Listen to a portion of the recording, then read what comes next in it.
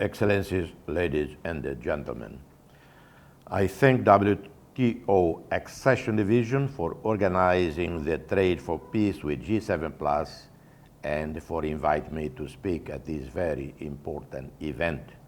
I also would like to extend our gratitude to the G7 Plus WTO Accession Group members and Ambassador Kurban Hakjo of Afghanistan as its coordinator for playing an important role in promoting the voice of conflict-affected countries on international trade.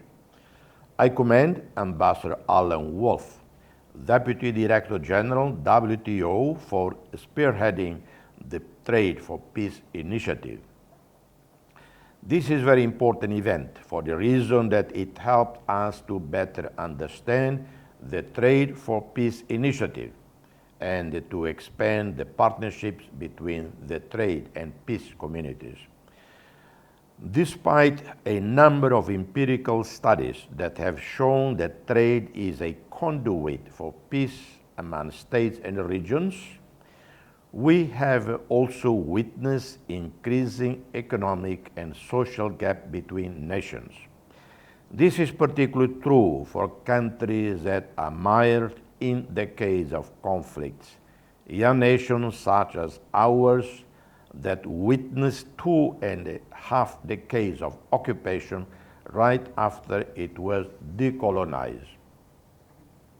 Other countries such as South Sudan that has not been in peace since independence. Afghanistan, that is a roundabout for regional development, but has been at war for decades. DRC, beneath which lies trillions of dollars of untapped wealth, but has been among the poorest in the world. The countries in post-conflict situation with some degree of stability either lack the capacity to enhance trade or lack infrastructure to realize their potential and achieve economic growth. As an example, my own country, Timor-Leste, has sufficient reserves of oil and gas, but my country has not been able to benefit from the return we deserve. We were only able to restore our maritime boundary with Australia just in 2019, where we managed through conciliation to restore our access to fair share. However, we have not yet been able to make sure that the exploitation of oil and gas becomes a sustainable means of employment for our citizens.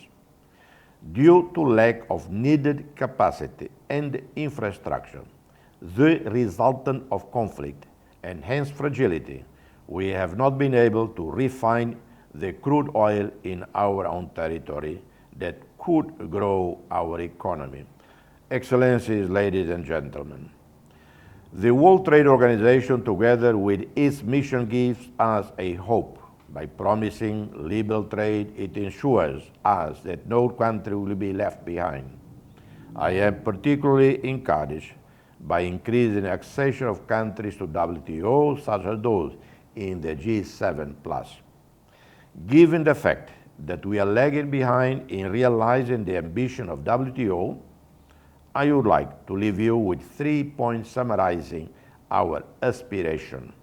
First, the current trade war has no winner at all. We are already witnessing the division among the giants, resulting in conflicts that are mostly fought in developing and the least developed countries. As we see that this rivalry among the most advanced countries has divided and polarized them so much that they have not been able to contain the spread of COVID-19 virus. Second, the increasing interconnectedness and the globalization manifest that global peace rests in conflict-affected countries that are home to 1.5 billion people. Therefore, it is fair to say that pursuing peace addressing conflict and supporting dialogue and reconciliation is becoming a moral duty for regional and global actors. Peace and stability in conflict-affected countries guarantees prosperity in regions. These countries need to be given a chance to play their fair share in world trade. Only then we can achieve what we call shared prosperity. Third and last, fragile and conflict-affected countries are among the furthest left behind. In other words, the world is deprived of the share these countries could play in global trade and prosperity. These countries are at a critical juncture of their transition. Therefore, we make a plea to the developed world to assist these countries to prevent from a relapse into conflict. In line with the G7 joint statement that was issued in May this year, I would like to reiterate the need for global ceasefire, assistance to make these countries self-reliant, particularly through writing off debts and enhancing foreign aid and cooperation. Excellencies, ladies and gentlemen, I would like to conclude by reminding us that WTO was established on the premises that through fair rules of game, we want to promote economic development and peaceful relationship among our nations. Never before has this ambition been critical than it is today.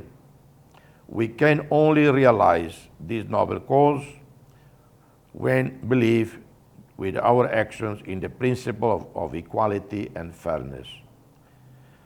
Thank you for the opportunity, and I wish you all effective deliberations throughout the week. And may God Almighty bless us all. Thank you.